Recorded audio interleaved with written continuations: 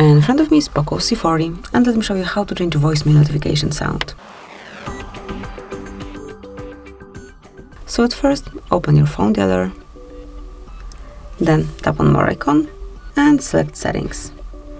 Here, click on Voicemail right here and select Notifications. Now smoothly mark Sound and select the tune that you would like to apply. Then just tap on Apply right next to its icon. So let me go back to Crystal, tap on Apply here.